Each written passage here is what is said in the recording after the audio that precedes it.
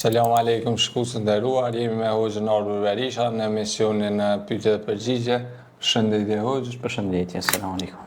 Aleikum selam. Këtu i kena marrë disa pyetje nga dëgjuesit dhe pa humbur kopja fillojmë me pyetjet. Fillojmë me pyetjen e parë. Jemi në stinën e dimrit, ku netët janë të gjata dhe ditët janë të shkurtra. Çfarë na sugjeron Islami të veprojmë më shumë në këtë periudhë për të afruar tek Allahu? Bismillahirrahmanirrahim, me emrin e Allahut mëshiruesit, mëshirbërësit. Stina e dimrit sigurisht se ka sfidat e veta.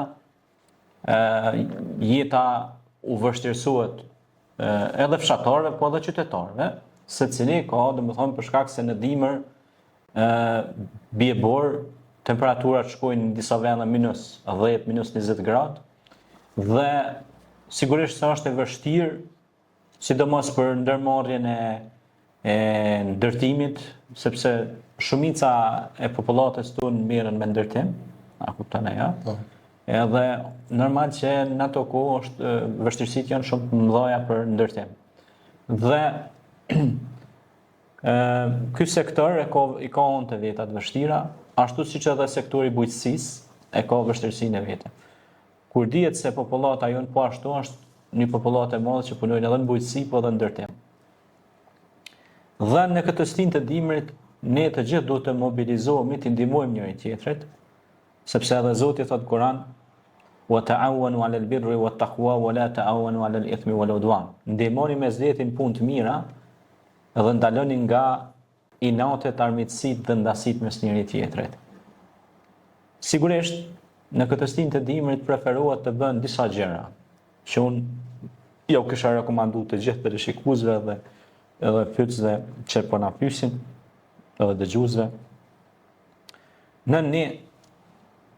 Nëse kanë mundësi me ndoni një pak ushqimore mja uçu të varfërve, të smurëve, njerëzve në nevojë, do të ishte shumë shpërblim i madh, sidomos në ato familje që ka shumë fëmijë të vegjël që me zia dalin. Dhe shpesh herë baboi tyre punon vetëm punë ndërtimi dhe nëna është amlisë e shtëpisë. Në ndë, nëse rruga dikun është e bllokuar nga bora, ta pastrojnë rrugën, është sevap shumë i madh. Në tre,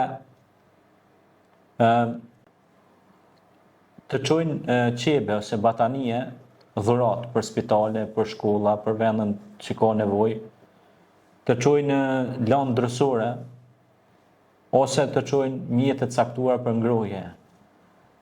Edhe tjetra, çka është shumë e rëndësishme, ne shpesh herë, normal ne mundohemi t'ju ndihmojmë njerëzve, sepse edhe neve Zoti na ka ndihmuar dhe ne duhet ta ndajmë të mirën me të tjerët, po shpesh herë po i harrojmë dhe kafsht.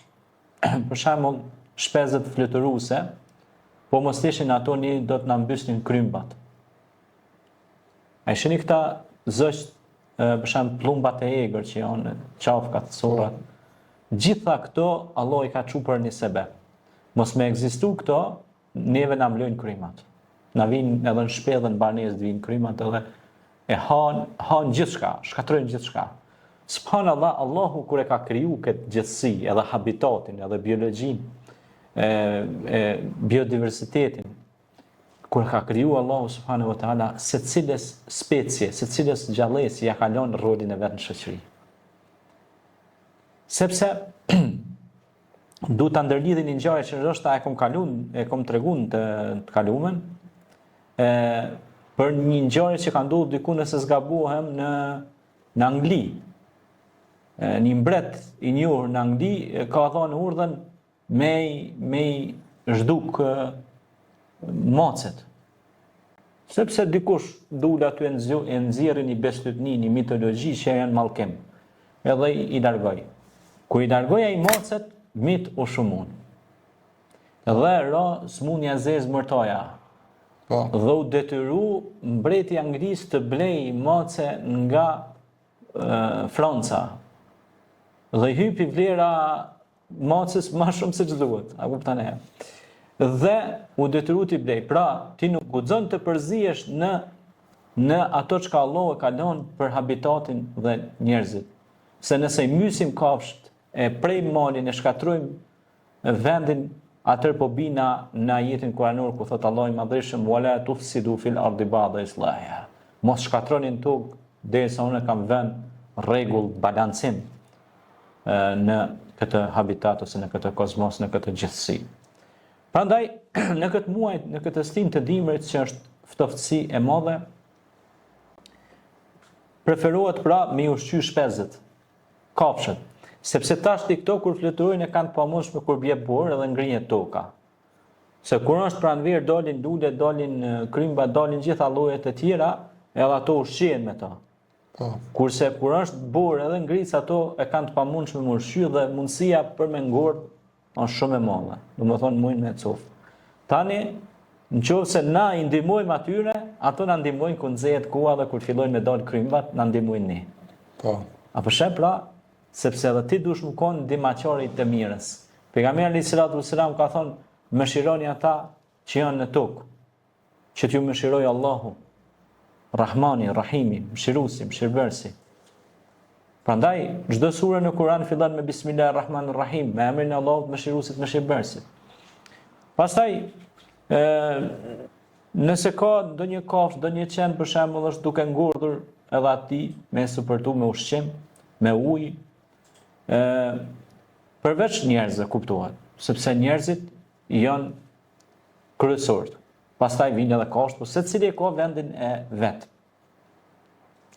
Pastaj janë edhe mundësi tjera. Për shembull dikush i ka për tek njerëzit tash rikthehemi, dikush i ka 10 jakne xhupa në dollap, në rregall. Është mirë që 10-ai nuk i vesh të gjithë, nuk i përdor krejt. Për shembull 2 copë ose 3 mi shpërnda për njerëzit nevojë, për bamirësi. Edhe ka dikush nuk ka mundësi me ble atë jakne, edhe ka ftoftë, është ndihmër, edhe e jam bismillah. Më kujtohet një rast shumë interesant, Allahu mëshiroft e bafë për banorëve të xhenetit. Një vëlla besimtare kam pas shok mirë, mik të mirë, Zoti e rujt, është bë për rahmet. Ka qenë besimtar. Allahu mëshiroft. Unë isha student edhe realisht kisha harru me marrë për shtëpis jaknen, edhe kisha dalë në një setër, ishte shumë ftoftë edhe borë edhe holl, edhe me po në setër dhe isha student atër, edhe me po 2-3 herë me setër, ka mendu, Allah është përbleft, ai ka mendu që nuk kam jakne, edhe më tha hoxhi nderuar, Allah të nderoft, a mund ta marrësh këtë jakne dhurat, ma prunin jakne dhurat, tha që ta veshësh ta se është dimër, ftoftë dhe je shumë holl. Po.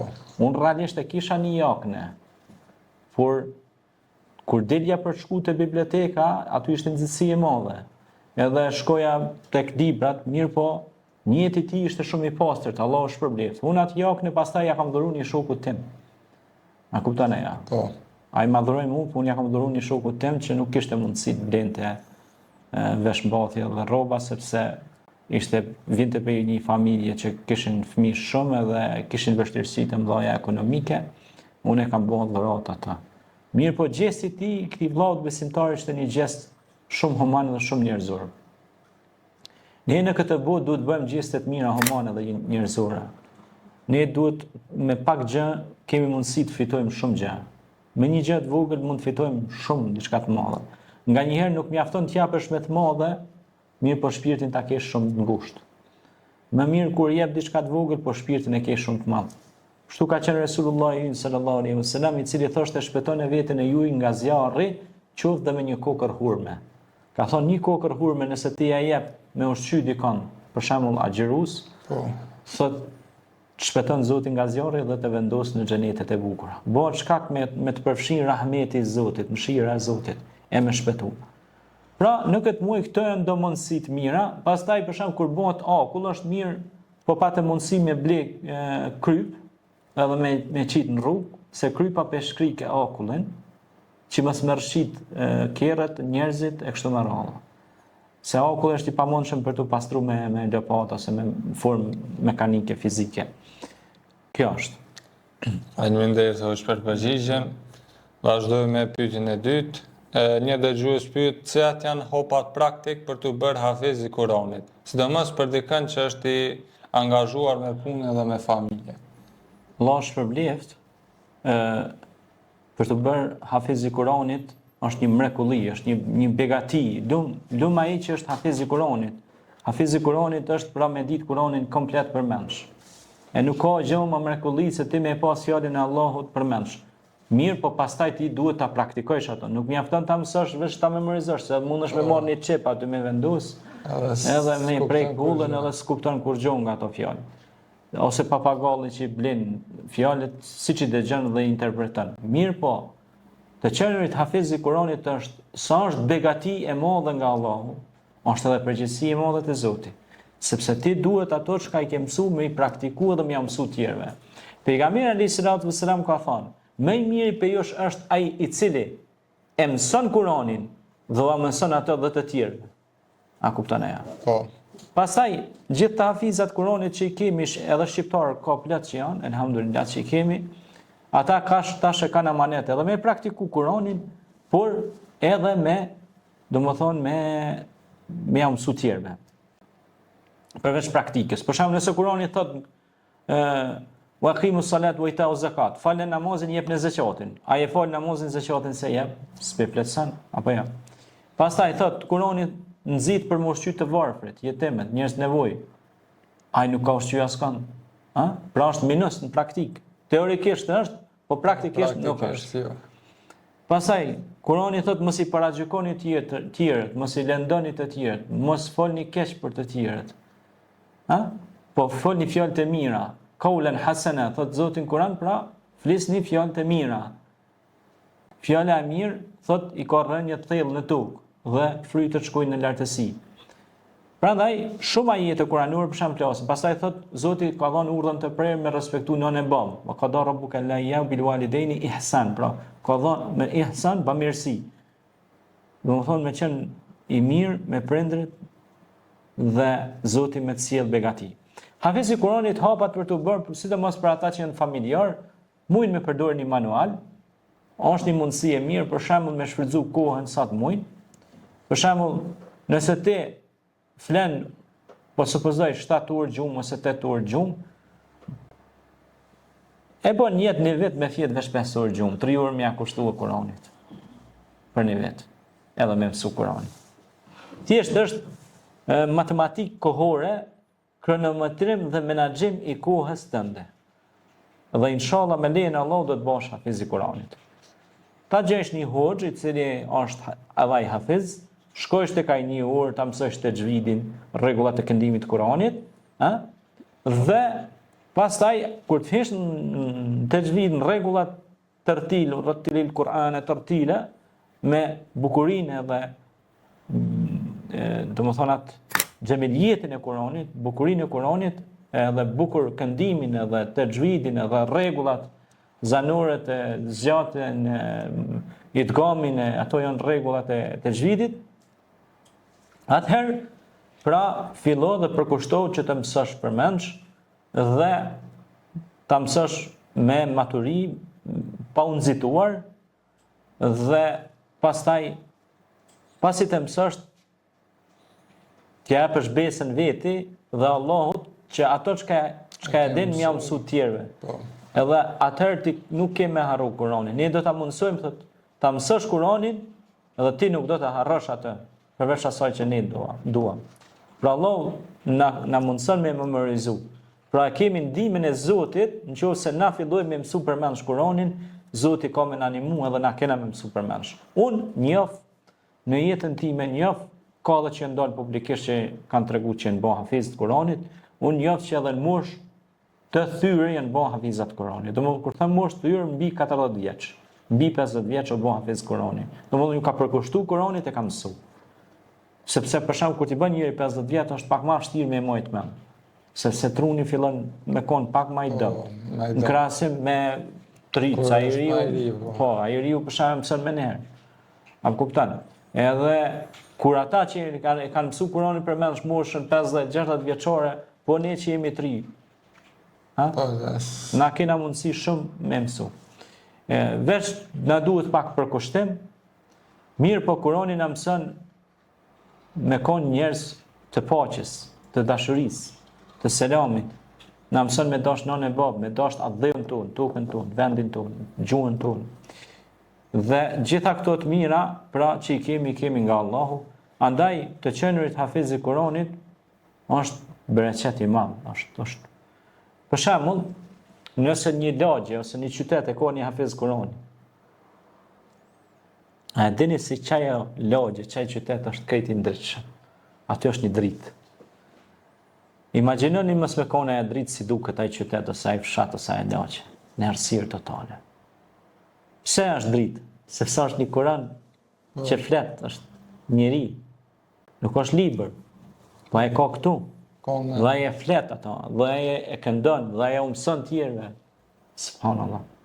Kjo është begati e madhe.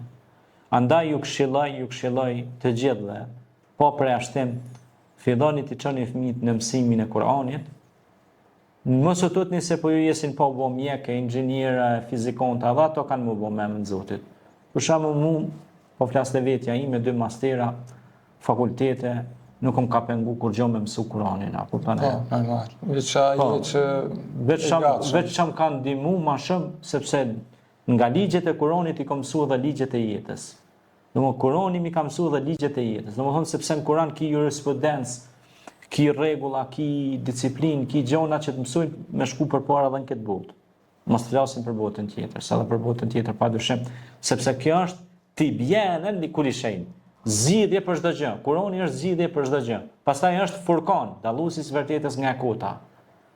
Pra këta janë emrat e Kuranit, ha? Kitab, libër.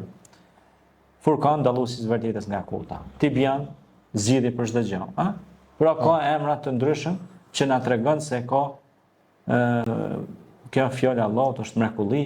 Prandaj kush e mëson mrekullinë e Allahut, fjalën e Allahut, Allahu ka me i dhënë shpëtim në këtë botë dhe në botën tjetër, dhe ka me pas hajër krejt moholla, krejt lagja, krejt qyteti, krejt fshati, krejt vendi pe atij hafizit Kuranit.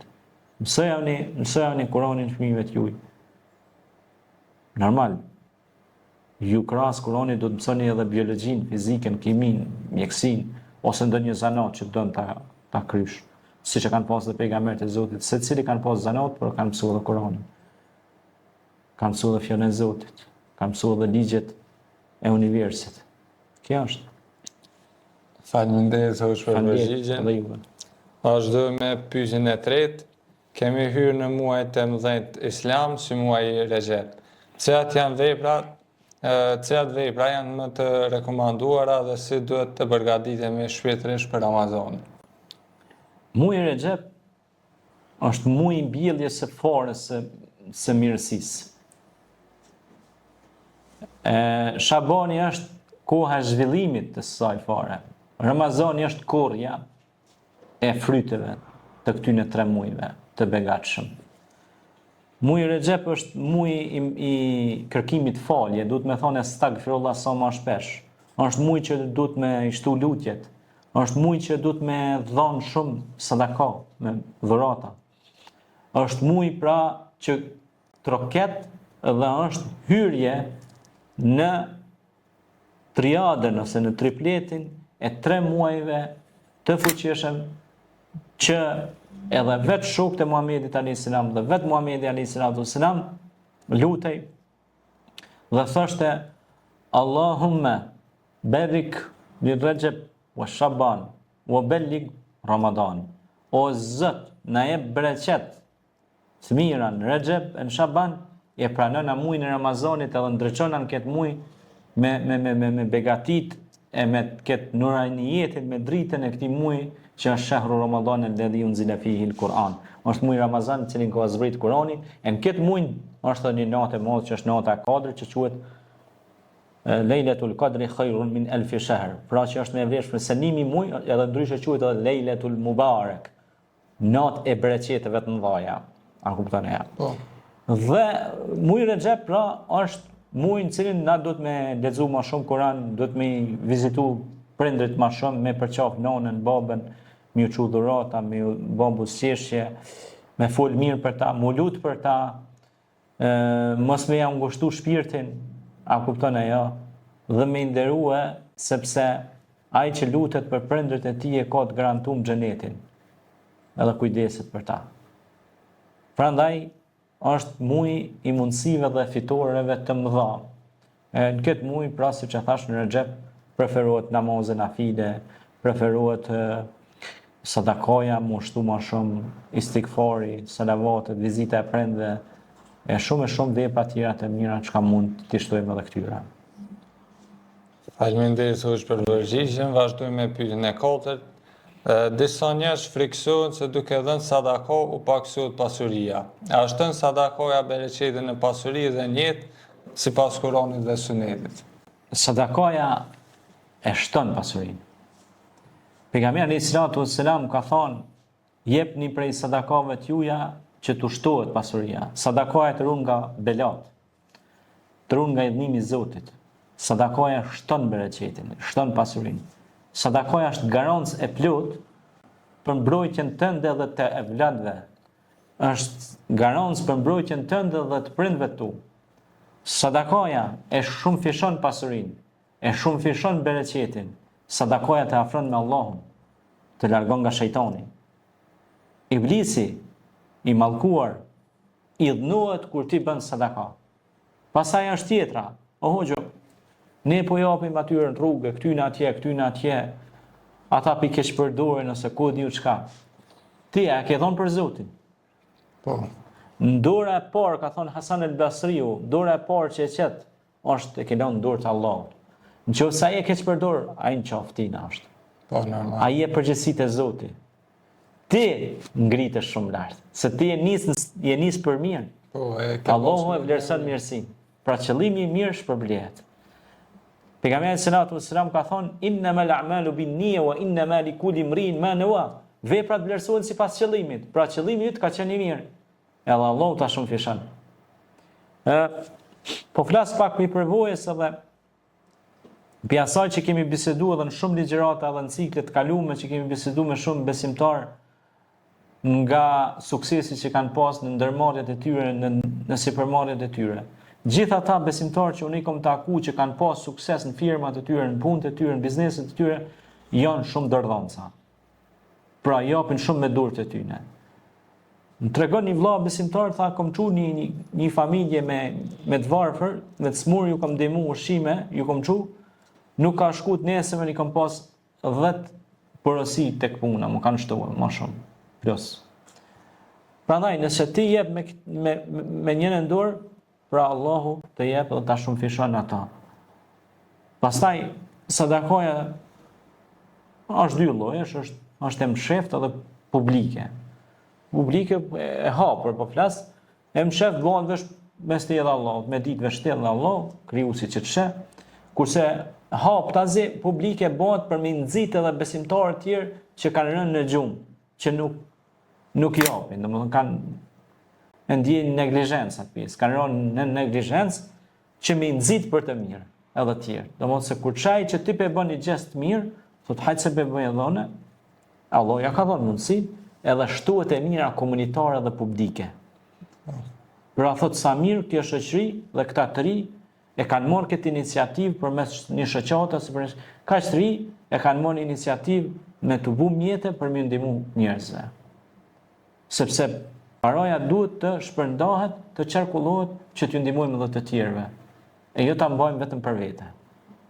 Sepse atëherë bim në sifatet e kuj? Shejtanit mallkuar. Sa ai mendon vesh për vete dhe është egoist.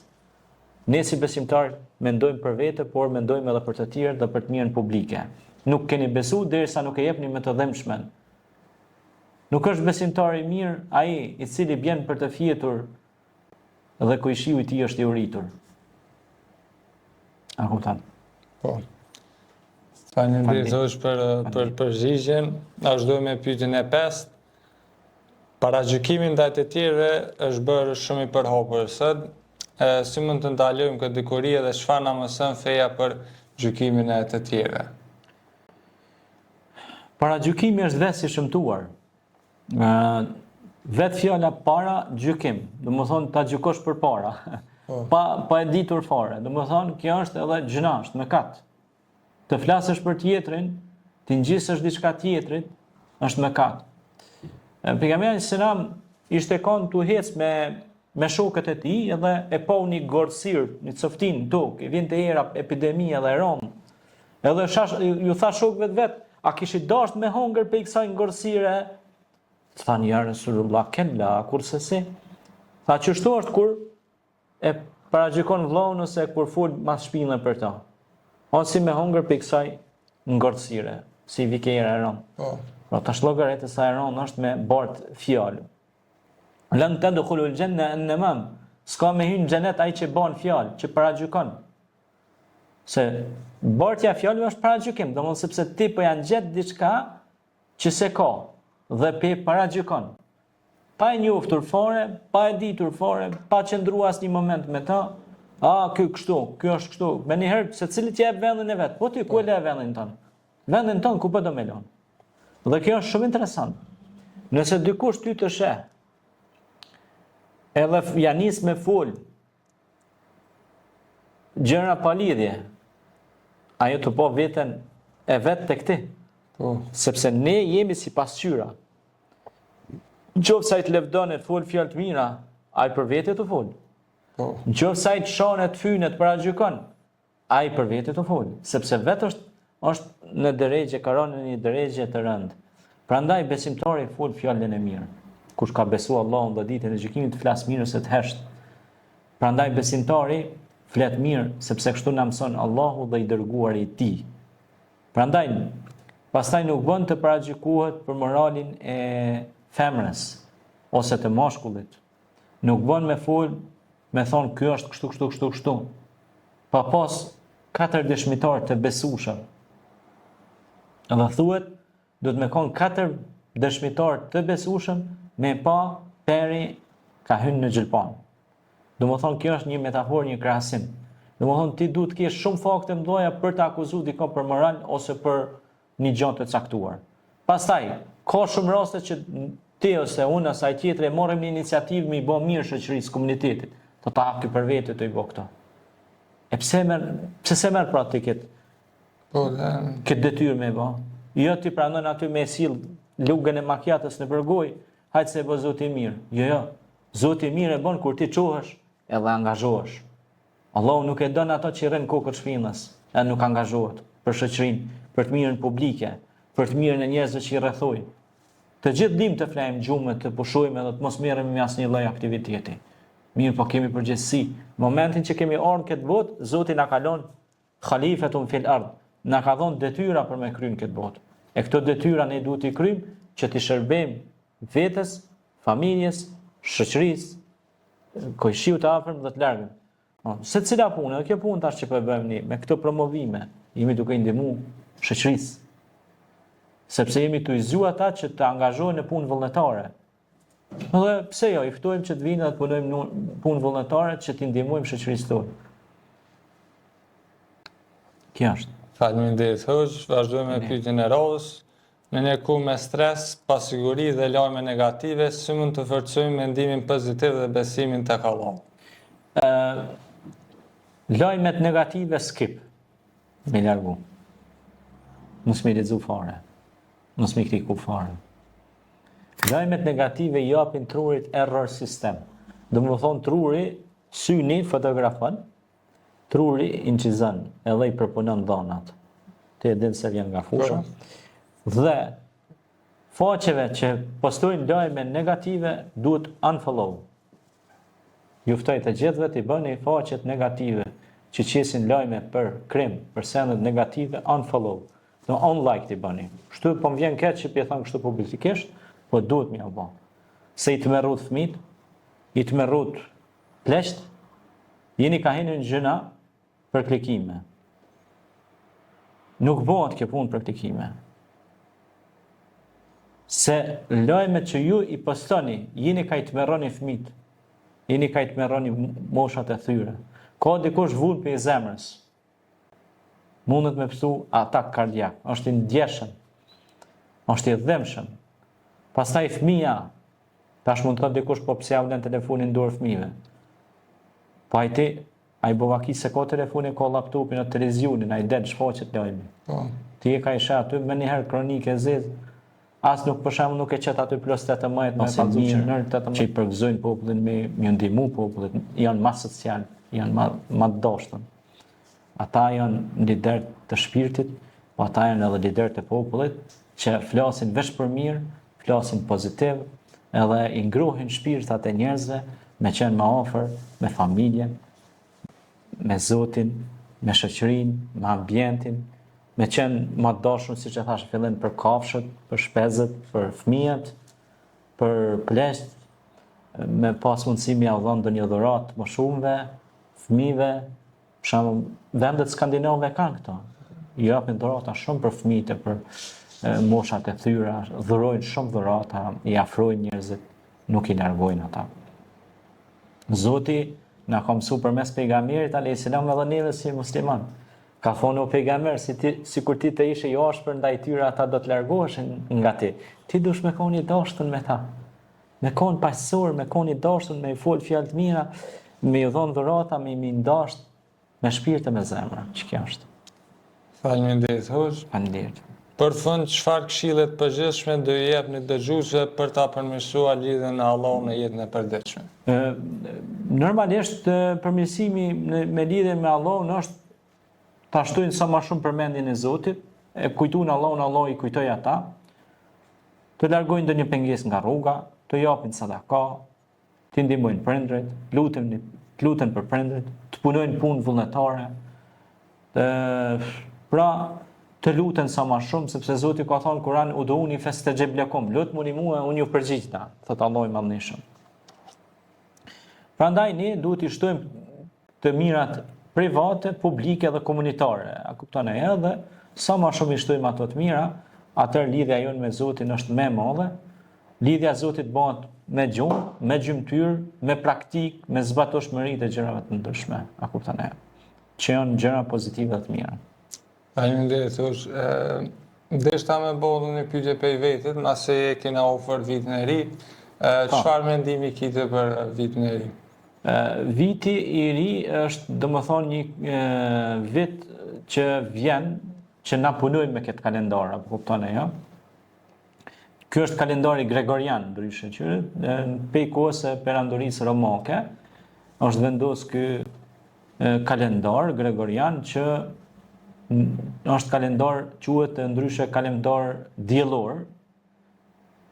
Kurse kalendari i muslimanëve është hanori, pra sipas hanës, që i kanë mat ato fazat, matjet të kurrave të lashtave kështu me radhë, kurse ne në Evropë po flas ku përfshihet Kosova, Shqipëria, shqiptarët në Iliri, Malëzia, kudo që jetojnë, na punojmë me kalendarin diellor, gjithkund në administratë, në punë, në trafik, në gjithku ku jetojmë, komunikacion gjithku, pra punohet me këtë kalendar. Tash, na respektojmë kalendarin islam, hanor, mirë po respektojmë dhe kalendarin diellor, sepse ne punojmë me qëtë kalendar. Por tash të këtu du të ne si predikues, si xhallar, du të me mbjell harmoni me zveti, ju me mbjell urrëtie. Islami është fe e paqes, i afron njerëzit, nuk bën pra me paragjyku askën.